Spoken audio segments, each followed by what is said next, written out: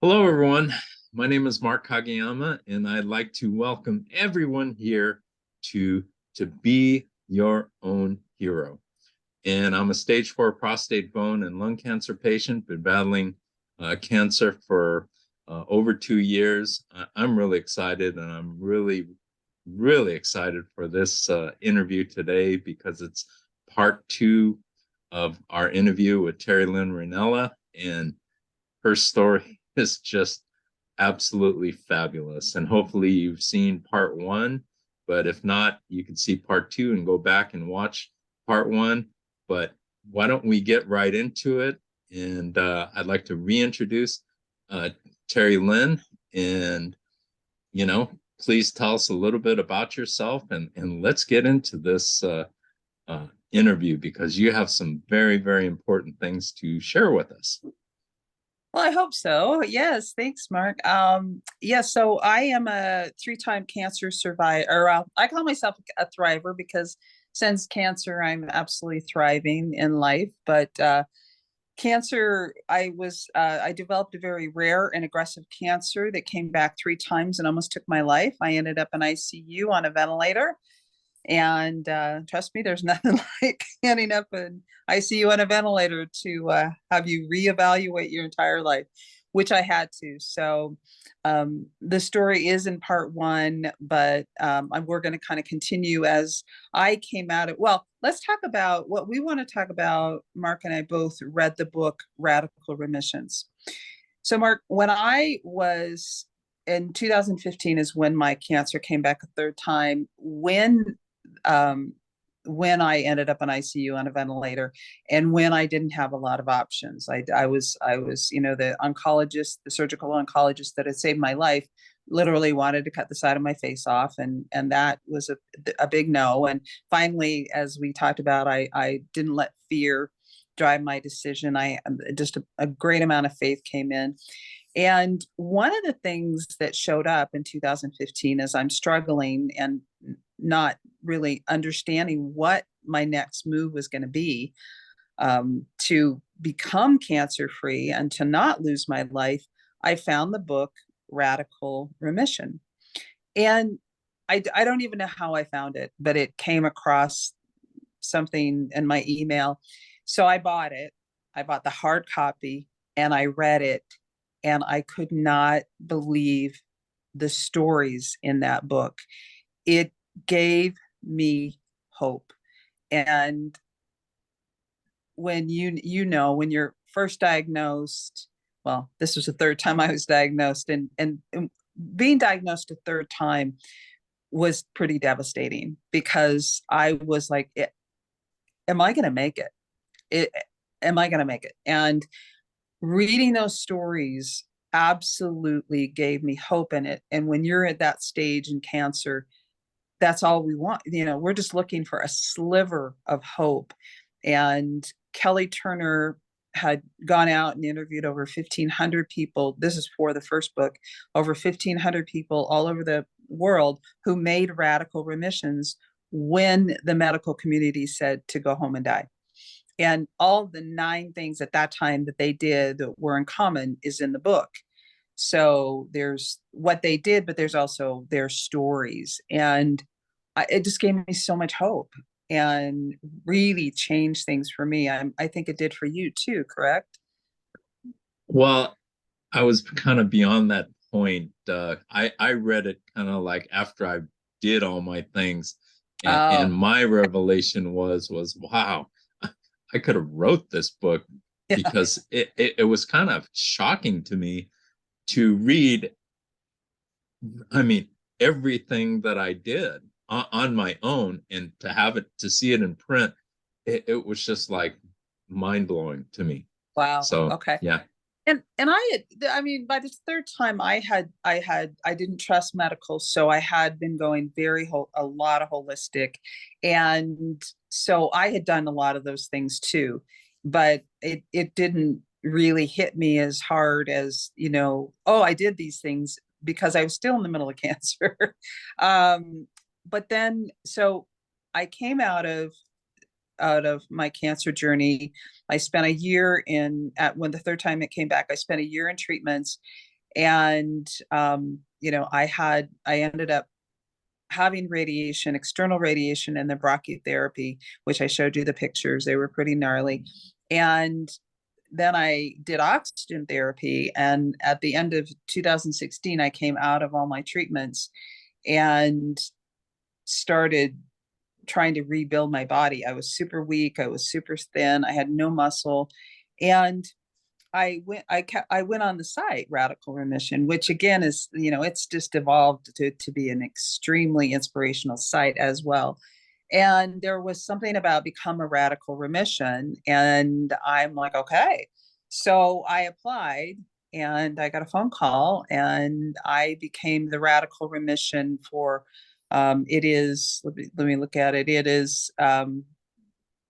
It was November of 2019 when I was interviewed and then written up as a radical remission. So if anyone goes to the site and goes to the blog, you will find incredible stories of individuals who have made radical remissions. And I'm one of them. So, and some of the things that, I'll share with you that I did, I began, the external radiation treatments, as we just talked about. I went on a keto diet. So the diet that I decided to go on through a lot of research was keto. And so I cut my net carbs down to 12 grams a day because cancer does feed on sugar. And so that I knew. I meditated every day. So it was extreme. And I still do to this day. I meditate every single day to get my mindset right and to connect with the divine. And it just gives me so much peace. And I can go out into the world and my day just is so much better when I meditate. So I started meditating every day. I was working with an energy healer. Let me pause you right there. Sure. How important, in your opinion, is your mindset to healing, with any kind of health journey? The most important. And I think we talked about it on our first interview. Absolutely, positively, the most important thing. As we've talked about, I've lost people to cancer. I lost my brother, who was only 14 months older than me, to cancer. I lost my niece, who was only 42 years old, to cancer. I lost my best friend when I was 24 years old to cancer. She was 25. I've lost so many people to cancer. And then I've watched so many people survive cancer, including me. Mindset and emotions are the number one area in which we need to focus on, and we don't. And what happens is, first we're given the diagnosis and it puts us into an incredible amount of fear, because there's not a person on this earth who hasn't been affected in some way by cancer. So we go into fear, and then we go into all kinds of really unhealthy emotions like guilt and shame and resentment and anger. And those emotions are horrible for your health. And it's proven now. There's study after study after study what your emotions and your feelings do to your overall health, especially your physical health. So mindset, the whole thing around your emotions and your feelings, especially when you're going through cancer, is extremely important. I completely agree. And do you ever hear anybody talking about it? No. I mean, and that's a crime. It's an absolute crime, right. Because when you take the diagnosis, it throws you into like this. Depending on the person, it could, like in me, it threw me into like a nebulous state, and so it created like fog and doubt and everything like that until I, uh, just realized that, hey, this is not a good thing. And right. I realized from that diagnosis the importance of waking up every day and being grateful and thankful and appreciating life and being above ground. Because if you have if you have a little bit of hope, a little bit of hope can go a long, long way. Yes, Without hope, what do you have? right. You have, because we're all our worst enemies, We are. Yeah, yeah, we we are. all, we all we all, life is such a mental game. And people don't realize that, and they go through their life going through the motions of life and taking in both the negative and the positive. And when people realize that if they uh, essentially put a shield around their mind and only allow the positive to come in, how much better off their life and their outlook can be. I totally agree. And so a couple of things I wanted to point out as you were sharing. I mean, I love that it sounds like you really got your mindset healthy as you were going through cancer. And I unfortunately kept living in fear, and I kept working and I kept doing all the things that I shouldn't have been doing. But I just didn't know any other way. So there's two things that I wanted to talk about. One is the book Radical Remissions, the first book, and these 9 different things that people did. Well, what's interesting is only 2 of them have anything to do with changing up your diet and exercise. All the others, all the 7 others, are spirituality, your emotions, connecting with a higher source. It's all around your emotions and your feelings and your mindset. So that tells you something right there. And then I, after, Radical Remissions made a big, it was just a huge difference. It made a big difference in my journey for sure. And if there's anyone that knows someone who has cancer that's listening to this or is in the middle of your cancer journey, get the book. I think I love the hard copy, both books. Get them, read them again, read them again, read them again. Go to the site and just get inspired and get that hope. But the other thing is I got into the work of Dr. Joe Dispenza too, which I talked about earlier. And that's how I got into really got into meditation. And Joe Dispenza has got study after study and has collected so much data on what our emotions are doing to our health. But what's interesting is he takes it back to the subconscious. So our subconscious was programmed by the time we were like 7 or 8 years old. And I don't know about you, but I grew up in a what looked like perfect environment, but I had 2 older brothers who were pretty mean, and they put a lot of fear into me.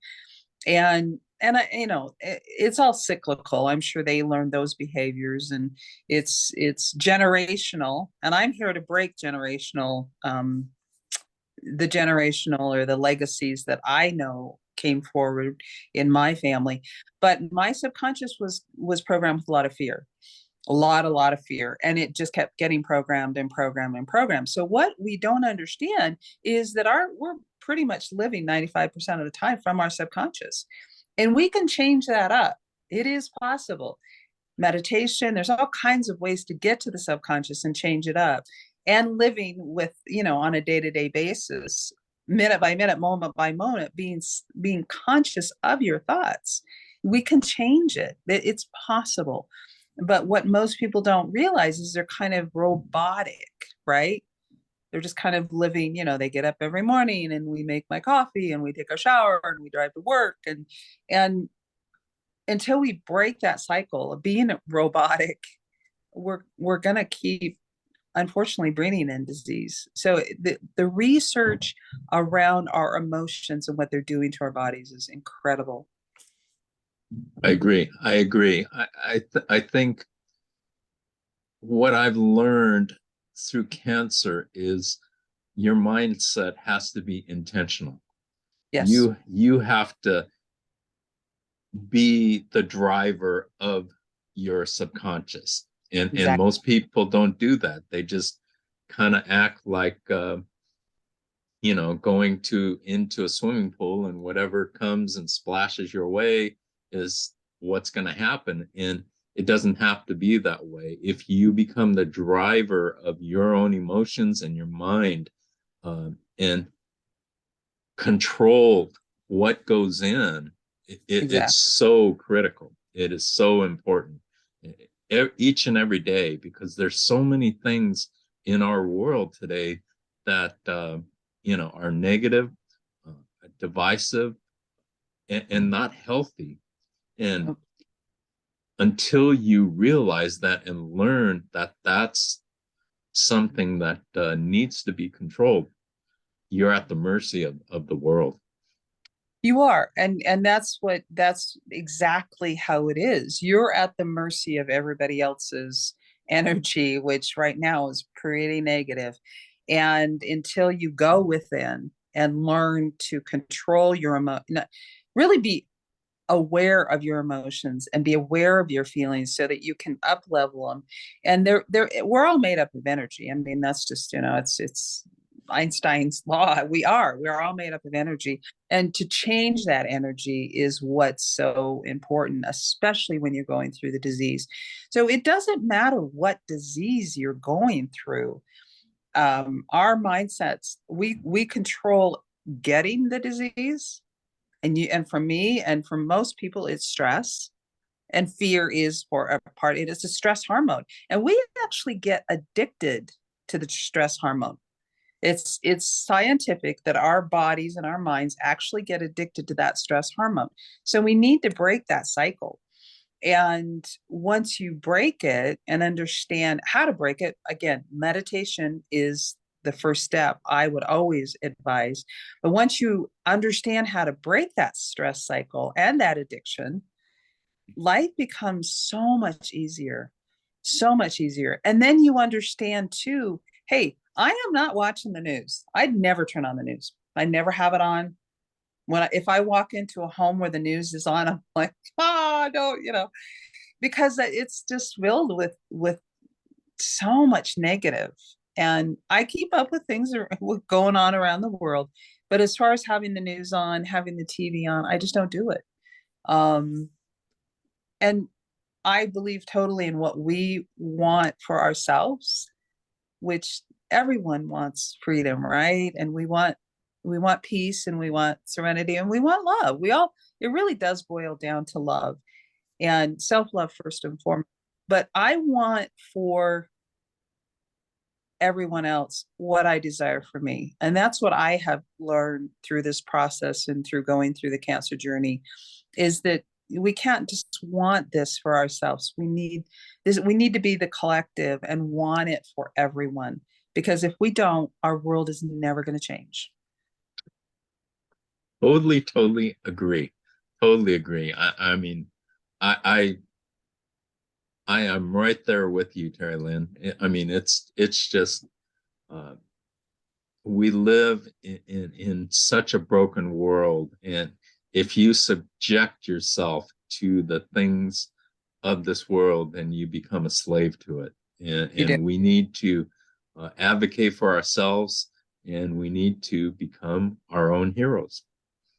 Yeah, I totally agree. And I love the fact that that's what you've named your channel. It's beautiful. And we do need to become our own heroes. And the other thing, Mark, that's so profound and powerful is when we start sharing our stories.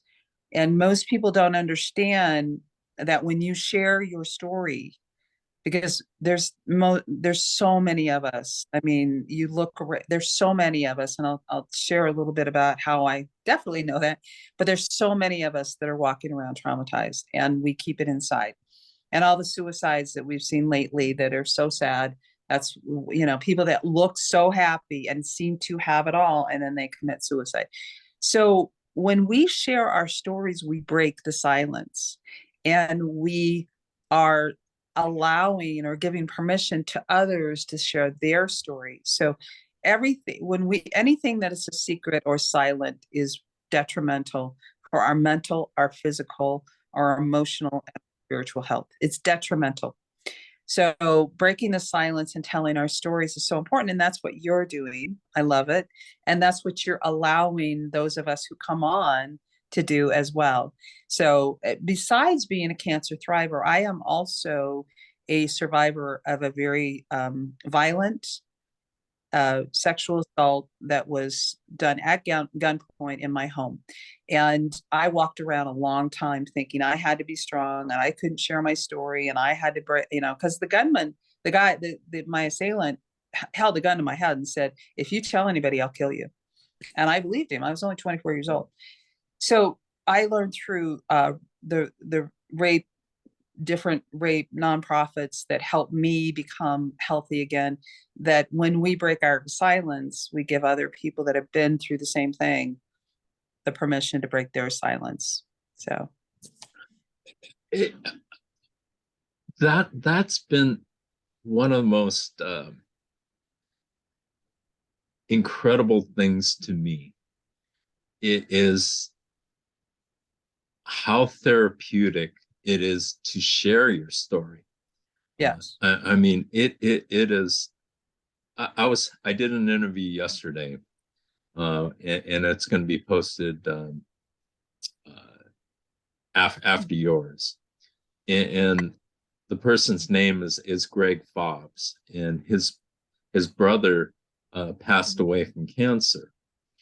And we're talking about his story, and we're doing the interview, and he was saying that his older brother, who was the one who had cancer, would always tell him that he was special and that he was the one in the family. He comes from a large family, but his older brother kept telling him he was special, that you're going to do something great.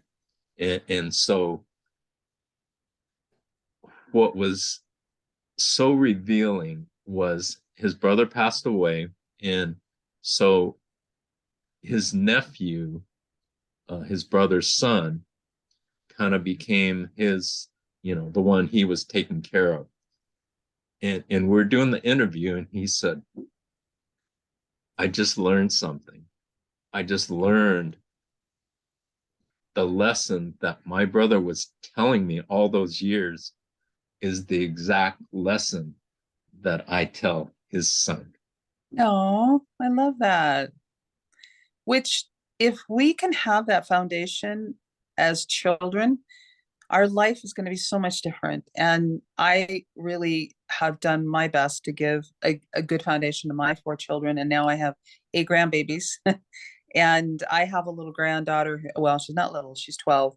But I was, I cut the cord when she was born. She came, my mother and my brother passed away within 5 weeks of each other, which we talked about. And then I was diagnosed with cancer three years later. And that heavy, heavy grief, I believe, was one of the main factors why I was diagnosed with cancer. But my little granddaughter came exactly 5 months after they passed, and she brought so much beauty and so much light and so much joy into such a darkness. My daughters and I were so sad to lose both my mom and my brother.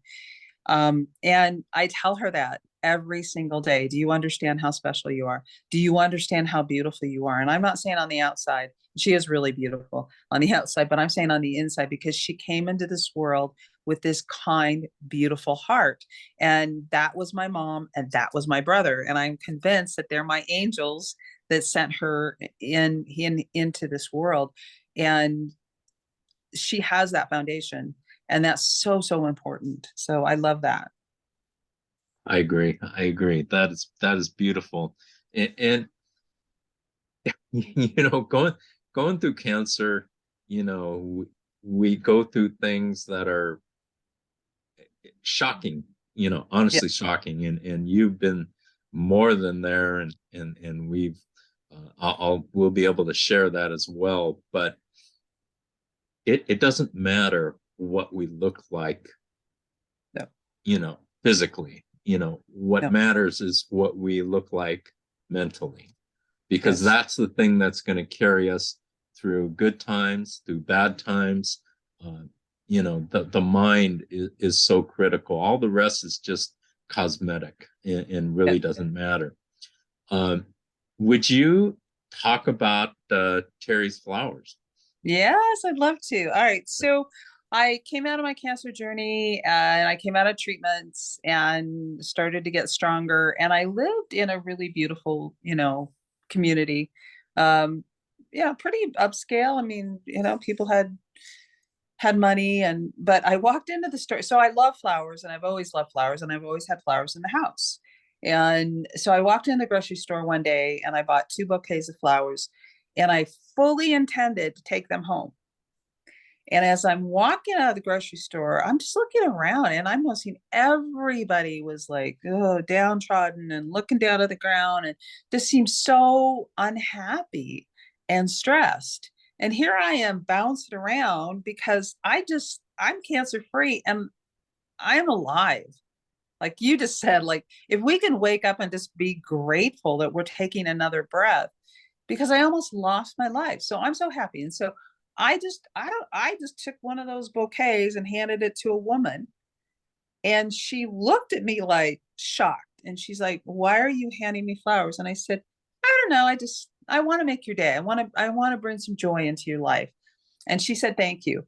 Well, that one act led me to handing out in a about 2.5 year period of time, over 300 flower bouquets to random strangers. So I have handed flower bouquets in grocery store parking lots, in school playgrounds. My little granddaughter, when I go pick her up from school, we'd have like 4 or 5 bouquets, and we just hand them out to the teachers or the moms. Church parking lots, car washes. I mean, you name it. And I have so many beautiful stories, which will be in my book. I am writing a book, and people, I've had people absolutely break down. So one Sunday morning, I had a woman. I handed a woman in a grocery parking lot. I handed her a bouquet of daisies, or not daisies, sunflowers, and she just broke down crying. She was just absolutely sobbing. And I said, "Oh my gosh, what's going on? And let's like talk to me, and I'll stand here all day. I'm here, like lean on me." And when I hand people flowers, so I stopped when COVID hit, but when I hand people flowers, I try to touch them on the arm and make a connection, because my whole thing is we are struggling with connection, and connection, um, the number one predictor of longevity is connecting with a random stranger. It just is. So she could not stop crying, and I just said, "Talk to me. I'll listen." And she said, "I can't talk. I can't." No, she kept shaking her head. I said, "Is there anything I can do? Can I call someone? You're obviously struggling." She's like, "I can't talk." And I stood there with her, and I said, "Can I hug you?" And she said, "Yes." And I hugged her. And then she said, "I got to go." And she was sobbing, absolutely sobbing. I don't know why, but all I know is that there are multiple thousands thousands of people who feel how she felt. And it's heartbreaking for me. And and people say to me, "How did you know that I needed these flowers today?" I handed out of a bouquet of sunflowers to a woman who was stunned. She was a young woman, and she was stunned again, and just said thank you. And then she got in her car and she went on social media, and she posted, "Hey, this lady just randomly handed me a bouquet of flowers, and I didn't know what to say." And she said, "How did she know that I haven't had flowers for over 9 years? And how did she know that this is my birthday is this week?" Well, Mark, Wow.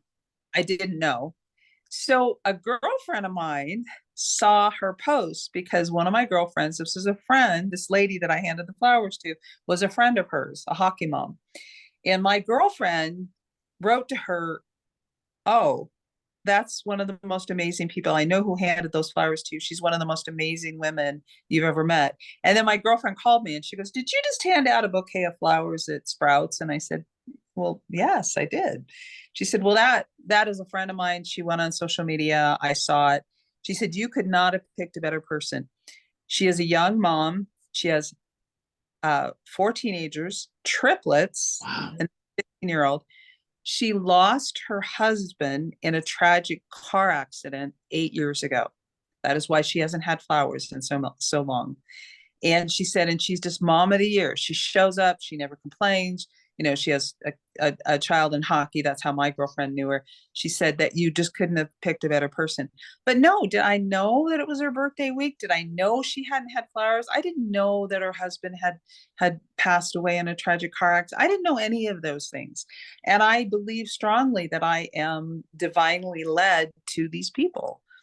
So I have a lot of more stories, and I won't go into all of them, but they're like profound stories. And I That want this year, I am going to make Terry's Flowers into a nonprofit. I did have T-shirts made, and I need to get that link out there. Well, they're pre-order, but I designed them, and I want this movement to be to help people connect.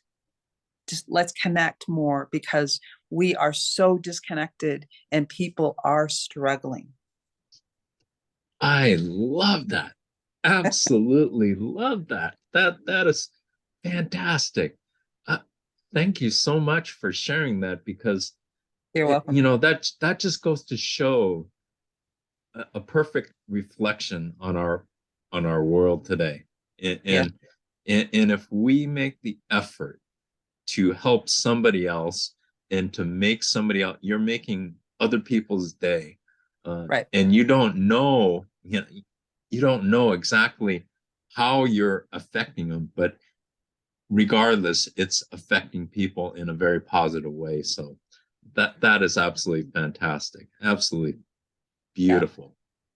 Like I said, it just started as a whim, and I know I'm definitely this year going to turn it into a nonprofit, and just push and hope, demonstrate the power of connection, and the power, what you can do as a person, just connecting with a random stranger, buy the person behind you coffee, whatever it might be, a meal.